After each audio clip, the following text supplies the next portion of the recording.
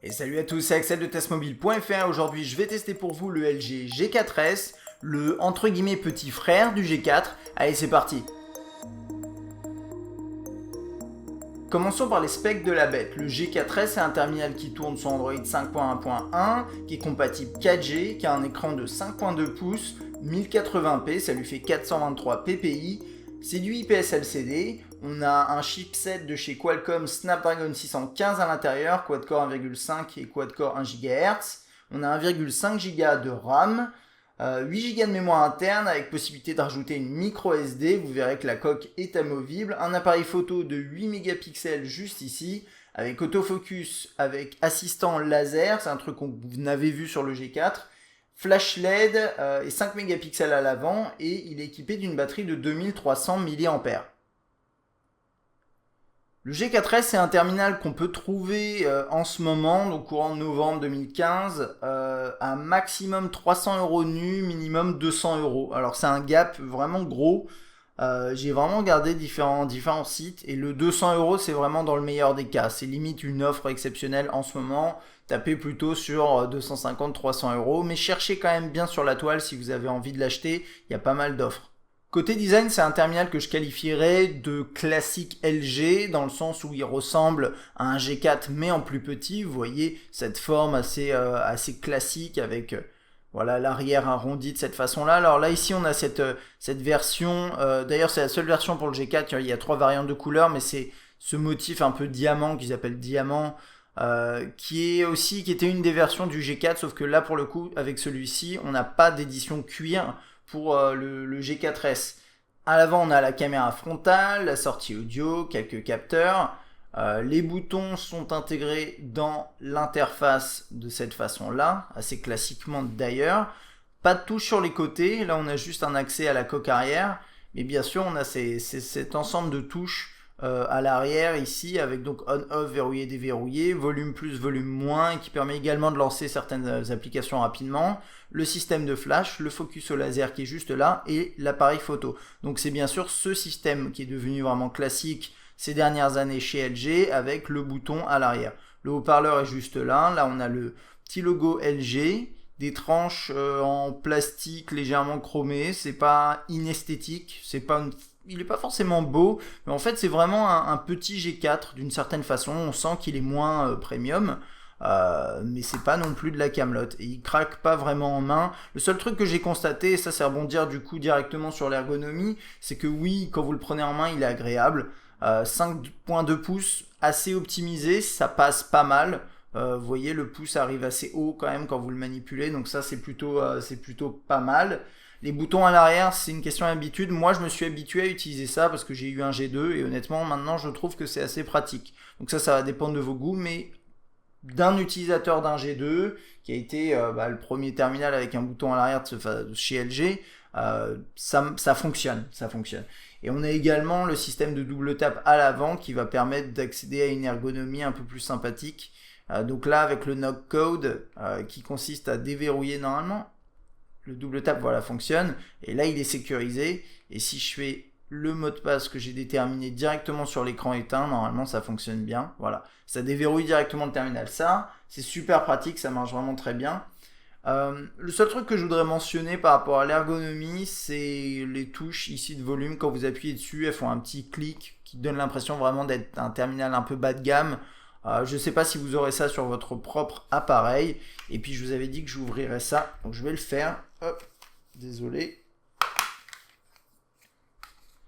Voilà, ça ressemble à ça à l'intérieur. La batterie qui est là, amovible. La micro SD que vous pouvez mettre ici avec la SIM qui est en dessous, l'un ou l'autre, hein. C'est comme ça que ça fonctionne sur ce terminal. Donc ça, c'est plutôt pratique. Je sais qu'il y a beaucoup de gens qui trouvent ça important d'avoir la possibilité d'enlever la batterie d'un, et de deux, bien sûr, de mettre une micro SD.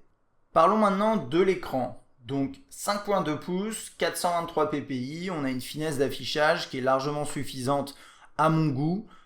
C'est très agréable par rapport à cet aspect-là. Les angles de vue sont bons également. Quand vous regardez, là il y a quelques reflets, mais on a des légers changements de couleur, enfin pas de couleur, pardon, de luminosité quand on est sur ces angles-là sur les côtés, mais sinon on a de bons angles de vue. Donc ça, tout va bien. Les couleurs, moi je trouve, sont un poil pâles. Alors, c'est en comparant à ce qu'on a l'habitude de nous fournir sur des terminaux équipés de technologie type AMOLED.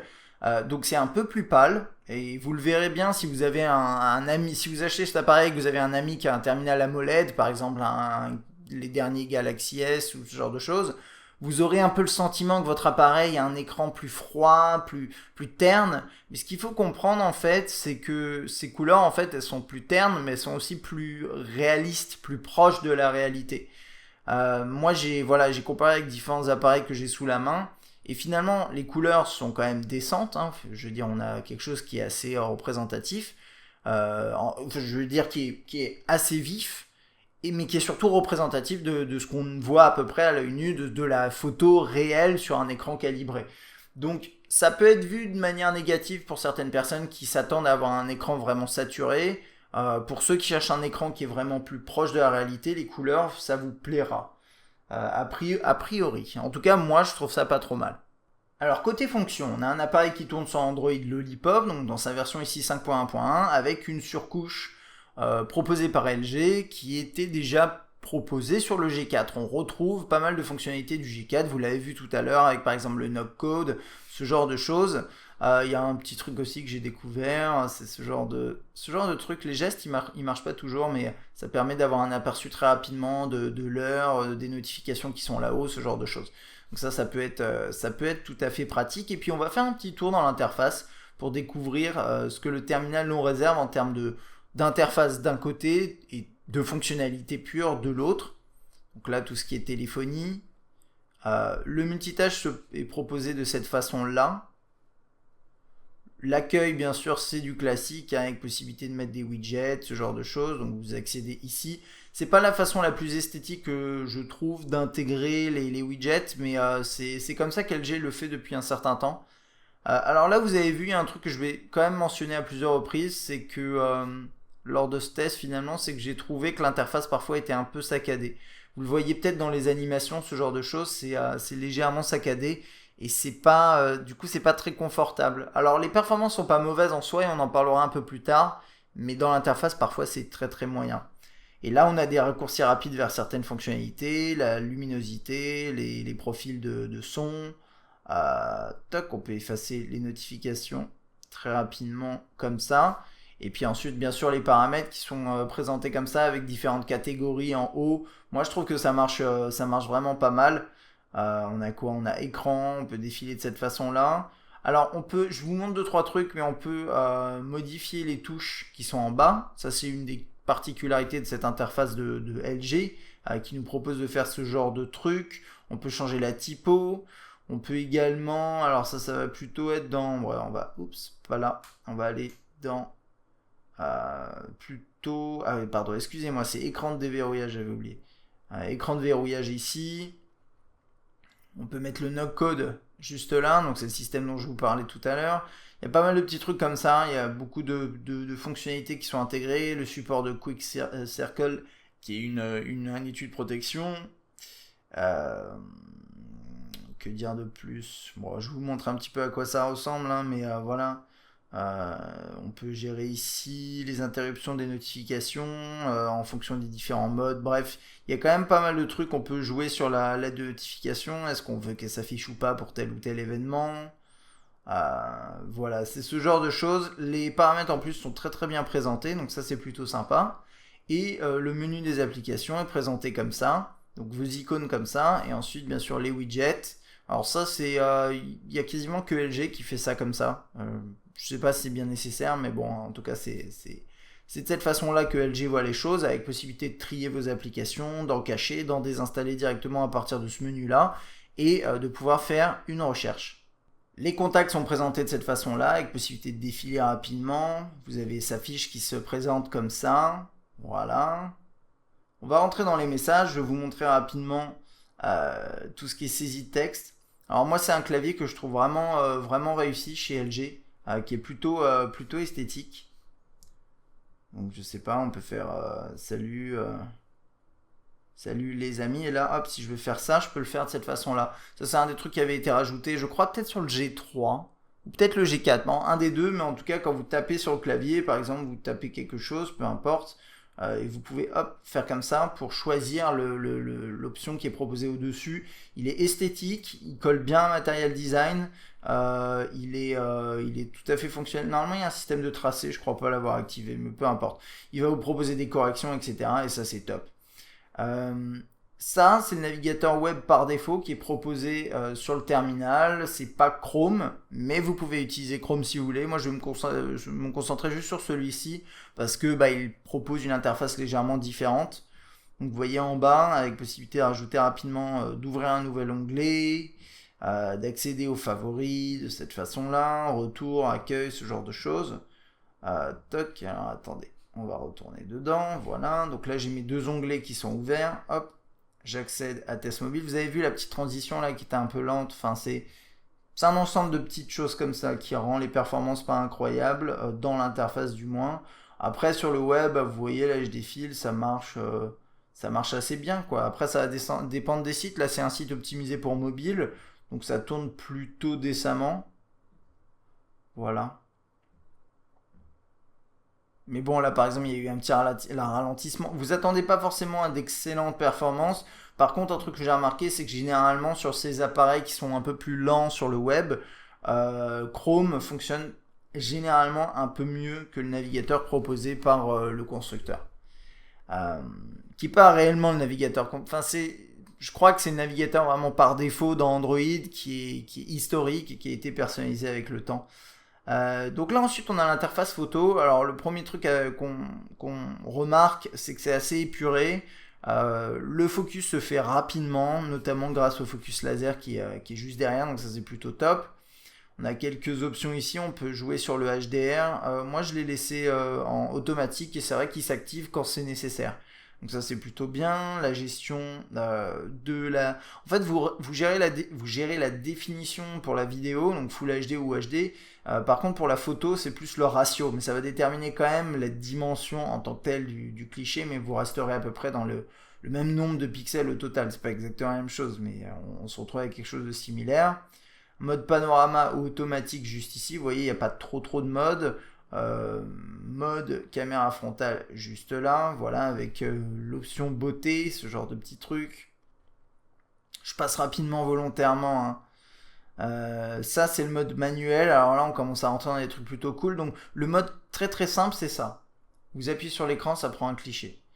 Ensuite vous avez le mode basique avec un tout petit peu plus d'options. Et ensuite si vous allez au fond des choses, vous avez le mode manuel avec notamment le focus géré manuellement, les ISO, balance des blancs, tout ce genre de trucs. Et la balance des blancs c'est vraiment complet. Vous avez la température, etc. Et ça c'est cool. Là-haut, vous avez quelques indicateurs qui vous permettent vraiment d'affiner votre capture. Et moi, j'aime bien. C'est une belle interface. C'est la même interface plus ou moins que ce qu'on a sur le G4, même exactement, il me semble. Le problème, et on en parlera dans un instant, c'est que finalement, l'appareil offre pas les mêmes performances en photo et vidéo. Et donc, on a une belle interface, mais qui vous servira moins a priori. Bref. Là, quelques options ici de gestion d'économie d'énergie, utilisation de la batterie. Vous voyez, ça fait un accès directement à ces fonctions-là, des paramètres. Et puis, on va continuer dans le menu ici très rapidement, vous montrer un peu à quoi ça ressemble, tout ça. Donc, cette interface pour tout ce qui est agenda. Voilà, vous pouvez rajouter un événement rapidement. C'est synchronisé, bien entendu, avec Google Calendar, mais pas uniquement. Là, on a tout ce qui est mail. Voilà, ça c'est le client proposé par LG, mais bien sûr, vous pouvez utiliser Gmail si vous avez envie. Il y a un truc que je souhaiterais mentionner tout de suite, histoire de ne pas oublier, parce que c'est le genre de truc que je peux oublier. J'y pense parce que ça m'a gêné pour les mails. Alors, de base, le terminal a 8 Go. Combien c'était, pardon, de mémoire? Ouais, 8 Go sur le papier. Bien sûr, on a toujours moins. Mais dans les faits, ici, de base, là, moi, j'ai dû désinstaller quasiment toutes les applications que j'avais installées. J'en avais peut-être 3 ou 4 qui prenaient pas beaucoup de place. Mais je me retrouvais avec 100 MO de mémoire et ça m'empêchait même de synchroniser mes mails en ayant installé 3-4 applications juste. Et j'ai mis quelques photos et vidéos, j'en ai pour 200 MO, vous voyez. Donc c'est pas grand chose, c'est même rien. Et je suis déjà à 1,8 Go disponible et c'est en ayant désinstallé des trucs parce que sinon l'appareil fonctionnait mal. Tout ça pour vous dire que si vous avez prévu d'acheter cet appareil mais que vous n'avez pas forcément prévu d'acheter une micro SD, vous faites probablement une erreur. Et à prendre en compte dans votre achat. Oui, l'appareil coûte potentiellement 250 euros, imaginons, rajouter une micro SD, vous n'aurez pas le choix. Moi j'ai installé Asphalt, qui est un jeu qui prend un peu de place parce qu'il prend peut-être 1 giga de fichiers. Mais au final, c'est un jeu et quand vous achetez un smartphone, vous avez envie de jouer à des jeux. Bah, vous serez rapidement bloqué avec la mémoire. Et pourquoi je vous en parle juste là? Parce que moi, quand j'ai essayé de synchroniser mes mails la première fois, il me disait que la mémoire était insuffisante à cause de ce problème de stockage. Donc bref, pour moi, c'est un des soucis de cet appareil. Clairement. Tout ce qui est galerie, bah, c'est assez basique, hein, ça ressemble à ça. Vous avez vos favoris, vos vidéos, vos albums, vous rentrez dedans, vous ouvrez une photo, voilà, vous l'éditez, vous la partagez, vous la supprimez, vous faites ce que vous voulez avec. Gestionnaire de fichiers, horloge, la météo, très bien. Oups, je lance l'APN. L'APN, vous avez vu, il est en mode full screen, donc ça c'est plutôt sympathique. Tout ce qui est lecture musicale, ça ressemble à ça, avec des défilements latéraux. Vous avez vu, là, c'était un tout petit peu saccadé également. Alors ça, c'est peut-être un fichier copyrighté. Si je vous fais écouter ça, pas faire plaisir à YouTube. Alors moi, c'est le genre de truc, mais quand on a le terminal qui est posé sur une surface, pour augmenter le volume, devoir passer soit par ici, hein, bien sûr, soit par le bouton derrière, donc soulever l'appareil, c'est parfois un peu pénible, mais bon, ça peut sembler un détail.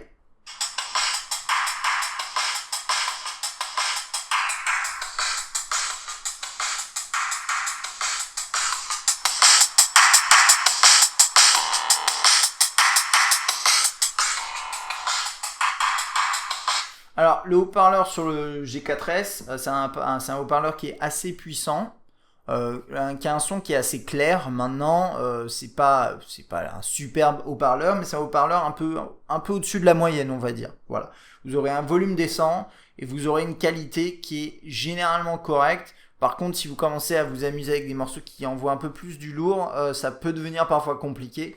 Mais là, vous avez vu sur un truc assez standard, ça passe assez bien. Et puis l'interface, vous avez vu, elle est plutôt cool. Juste pour info, là, c'est la caméra qui modifie les couleurs un peu, mais cette couleur-là qui est bleue, en fait, c'est totalement violet sur cette interface. Donc c'est un peu particulier, mais c'est moins moche que ce que vous voyez. Et l'interface est bien faite. Il y a une certaine cohérence sur le terminal qui est quand même agréable. Quick Memo ici, qui permet rapidement de prendre des notes. Alors vous pouvez dessiner, vous pouvez écrire, c'est ce genre de truc, c'est plutôt cool. Et puis d'ailleurs pour info, si vous utilisez ces touches là, vous appuyez 2 fois, vous lancez la PN sur le bas et 2 fois vers le haut, vous lancez Quick Memo. Par contre l'appareil est toujours bien sûr sécurisé, hein. Il n'y a pas de problème par rapport à ça. C'est pas parce que vous accédez à ces options que vous pourrez ensuite accéder au reste du terminal. Radio FM, Smart World, Tâches, bon, là il n'y a pas grand chose à dire. Puis c'est à peu près tout pour les fonctionnalités qui ont été rajoutées sur ce terminal par LG. On a une belle interface, je trouve. Enfin, c'est pas la plus jolie, mais elle est quand même cohérente, assez propre, facile à utiliser. Et on a quelques petites fonctions en plus, notamment dans l'appareil photo, et ça c'est quand même plutôt sympathique. Côté performance, c'est un appareil qui score 24 000 sur un Antutu, donc c'est un petit score. Après, bien sûr, c'est un Snapdragon 615, faut pas s'attendre à quelque chose d'incroyable. Moi, ce qui me gêne un petit peu plus à la limite, c'est les petites saccades dans l'interface. C'est de temps en temps sur le web, c'est pas incroyable. Mais là, vous voyez, ça marche bien, ça va dépendre. C'est un peu aléatoire. C'est désagréable, c'est pas rédhibitoire, mais personnellement, je sais que ça me saoulerait d'utiliser un appareil au quotidien où de temps en temps il y a des petits menus qui s'ouvrent en étant saccadés. Je trouve ça un peu dommage. Même si l'appareil entre guillemets coûte que 200 euros ou 300 euros, 300 euros ça reste conséquent quand même pour un smartphone et on devrait s'attendre à avoir une expérience optimale, ce qui n'est pas toujours le cas. C'est le cas la plupart du temps, pas toujours le cas.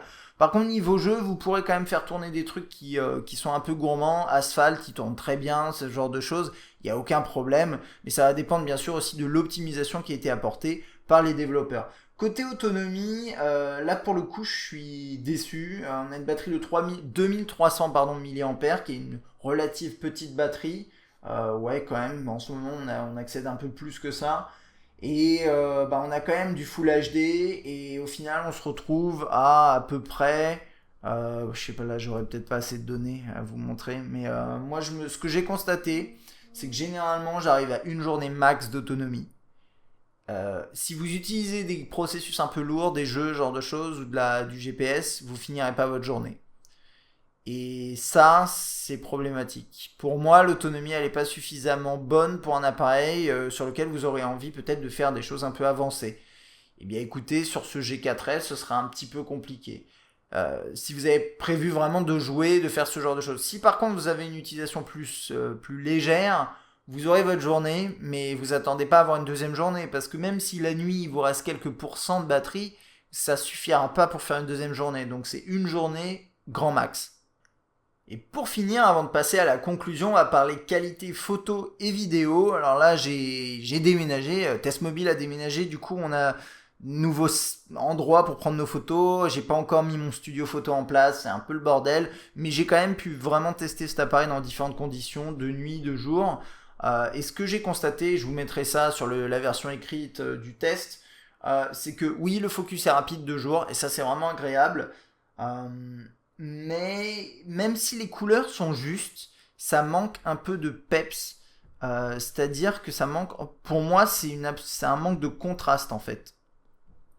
Et un deuxième truc qui est aussi la gestion de la lumière.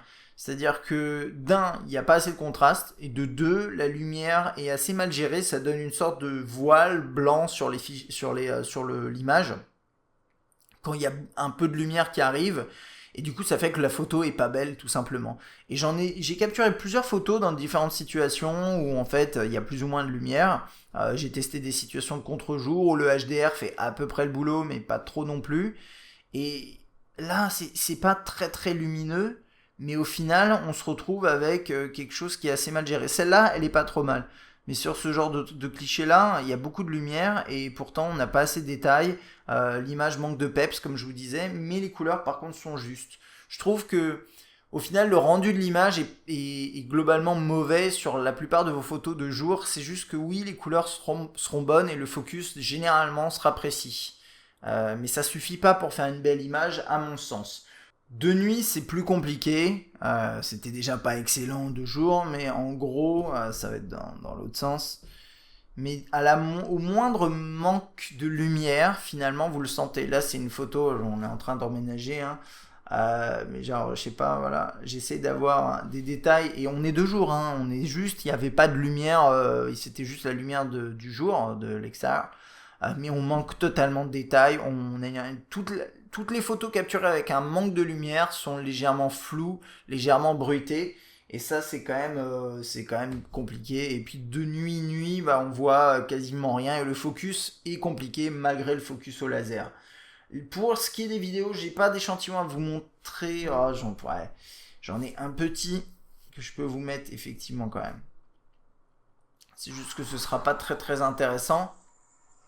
Alors, la première chose qu'on constate, et vous le verrez dans une vidéo que je mettrai sur YouTube, celle-là je la mettrai peut-être sur YouTube, c'est tout ce que j'ai pour l'instant, mais c'est que les couleurs sont bonnes, mais le traitement du son, chez LG, il y a toujours eu un problème de traitement de son. Je ne sais pas pourquoi ils font ça, mais il y a une sorte de système qui enlève le bruit de fond et qui donne un effet un peu robotisé, robotique, bizarre au son quand quelqu'un ne parle pas. Quand quelqu'un parle, ça va, mais quand il n'y a pas, quand il y a juste un bruit permanent, une route à côté, ce genre de truc, vous avez une sorte de traitement avec le volume qui monte, qui descend. Enfin, c'est moche. Et LG fait ça depuis des années. Et je sais pas pourquoi enfin, ça fait depuis le G2 que c'est comme ça. Depuis le G2, le son enregistré par les terminaux du LG il est mauvais. Le son est mauvais. Et je sais pas pourquoi ils se bougent pas les fesses pour changer ça. Et ça m'énerve. Donc voilà, le son est mauvais. Mais les voix seront bonnes parce qu'il y a ce système qui essaye d'isoler vraiment les voix. Et ok, mais sinon pour le reste, c'est vraiment moche. Et puis le rendu des vidéos d'une manière générale, vous le verrez sur l'échantillon, est pas assez fin. Ça manque de détails. On est en Full HD, on a l'impression de visionner du 720p, voire en dessous, et même de jour avec une belle luminosité.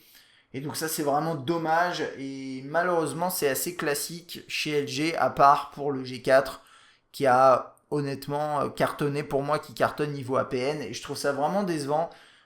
Et donc de jour comme de nuit, vous imaginez bien de nuit ce que ça donne, c'est vraiment pas bon.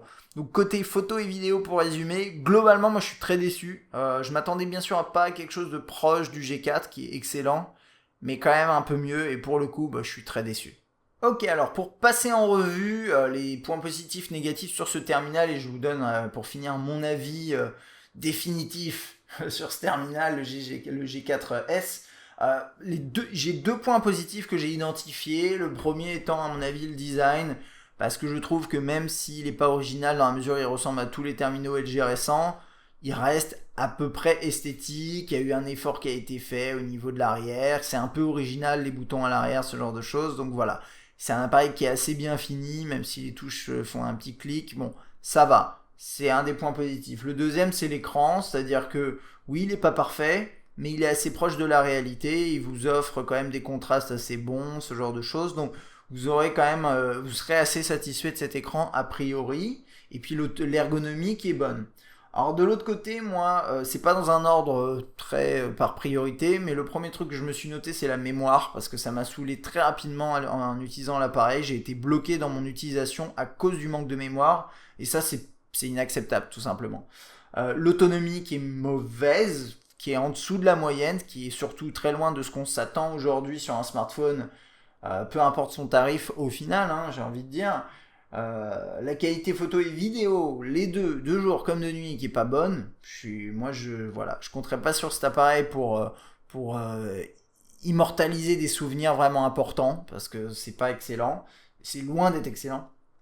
Et puis niveau perf, bah quelques saccades de temps en temps dans l'interface, ce genre de choses, c'est toujours gênant, c'est toujours désagréable, même si c'est pas permanent, c'est quand même regrettable. Voilà, donc au global, vous l'aurez compris, hein, moi je suis plutôt déçu par cet appareil, j'ai beaucoup aimé le G4 sur plein de points, et celui-ci, bah, c'est pas le digne petit frère, entre guillemets, du G4, très loin de là. C'est un terminal qui, pour moi, est assez... et en dessous d'être moyen, il est presque mauvais et je sais pas, il m'a vraiment pas bluffé. Alors oui, vous avez un tarif qui est pas très élevé, mais je peux vous garantir que en dessous de 300 euros aujourd'hui sur Android, si vous cherchez bien, vous pouvez trouver pas mal d'appareils qui sont bien mieux que celui-là. Voilà, j'espère que ce test vous aura aidé. Si c'est le cas, n'hésitez pas à appuyer sur like, ça me ferait vraiment plaisir. Moi je vous dis à bientôt, allez salut.